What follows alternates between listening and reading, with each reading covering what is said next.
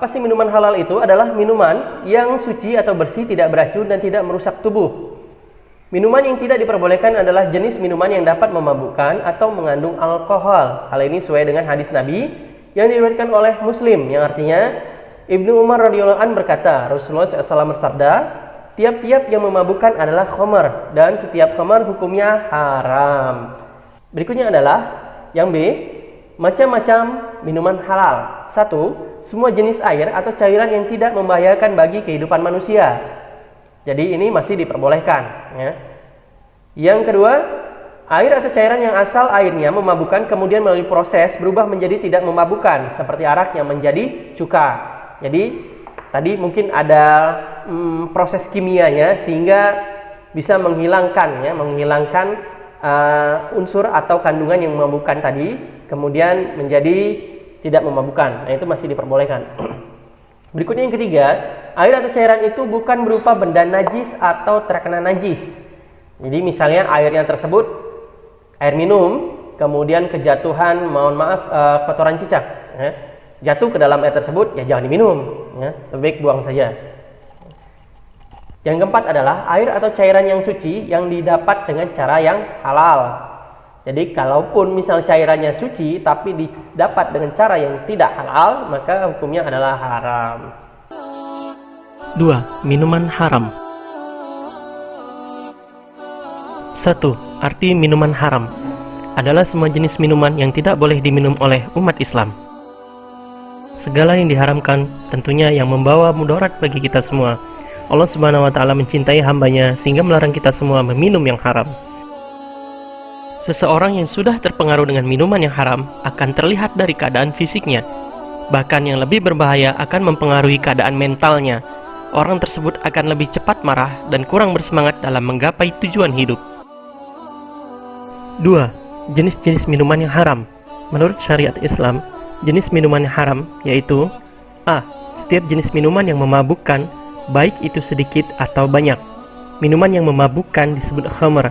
Salah satu jenisnya adalah seperti bir. Firman Allah Subhanahu wa Ta'ala dalam surah Al-Baqarah ayat 219, artinya, mereka menanyakan kepadamu Muhammad tentang khamar dan judi. Katakanlah, pada keduanya terdapat dosa besar dan beberapa manfaat bagi manusia, tetapi dosanya lebih besar daripada manfaatnya. B. Darah manusia atau hewan, seperti minum darah kelelawar, ular, dan sebagainya. C. Air yang tercampur racun atau tercemar racun yang dapat membahayakan tubuh kita, bahkan dapat mengakibatkan kematian. Firman Allah dalam Al-Quran surah Al-Baqarah ayat 195, artinya, dan janganlah kamu jatuhkan diri sendiri ke dalam kebinasaan dengan tangan sendiri dan berbuat baiklah. 3. Menjauhi minuman yang haram.